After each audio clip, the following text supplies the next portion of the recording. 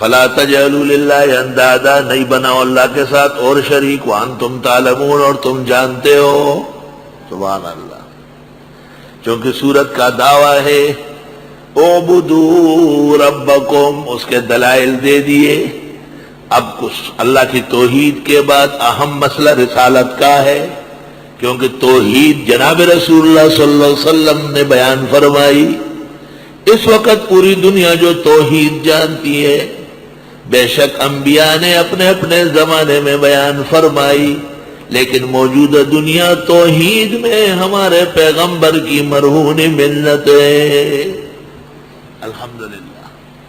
تو حضرت کی رسالت کا اس بات اور جناب رسول اللہ صلی اللہ علیہ وسلم کی صداقت کا اس بات یہ ضروری ہے۔ کیا بہترین ترتیب ہے، الحمدللہ رب العالمین۔ سب خوبیاں اللہ کے لیے ہے جو رب العالمین ہے۔ تو ربکم، اس رب نے جیسے رزق دیا اور تمہارے لیے تم کو پیدا کیا، تمہارے لیے آسمان و زمین کو قابل نظر اور قابل حجت بنایا، آسمان سے پانی برسایا، تمہارے لیے رزق کی فراوانی فرمائی، اس اللہ نے دلائل کے ساتھ محمد رسول اللہ صلی اللہ علیہ وسلم کو مبعوث کیا۔ سبحان اللہ۔ حضرت صلی اللہ علیہ وسلم سچے پیغمبر ہیں، اس لیے توحید کا مسئلہ بڑا مضبوط اور محکم مسئلہ ہے۔ سورت کے شروع میں کہا لا ریب فیہ، اس سورت میں کوئی، اس قرآن میں کوئی شک نہیں۔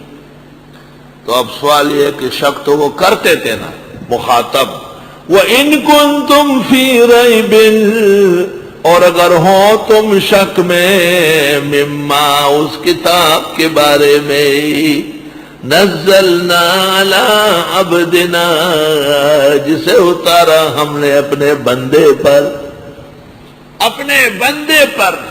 عالم الغیب نہیں کہا، حاجت روا نہیں کہا، حاضر ناظر نہیں کہا، نور وور نہیں کہا، عبدنا۔ اور طالب علم یاد رکھو، جب حضرت کا خصوصی مقام اور خصوصی شان کا بیان ہو تو عبد کہا جائے گا، عبد۔ اشہد ان لا الہ الا اللہ واشہد ان محمدا عبدہ ورسولہ۔ یہ دیکھو، سبحان الذی اسریٰ بعبدہ، معراج و اسراء کے بیان میں، وَأَنَّهُ لَمَّا قَامَ عَبْدُ اللَّهِ يَدْعُوهُ كَادُوا يَكُونُونَ عَلَيْهِ لِبَدًا۔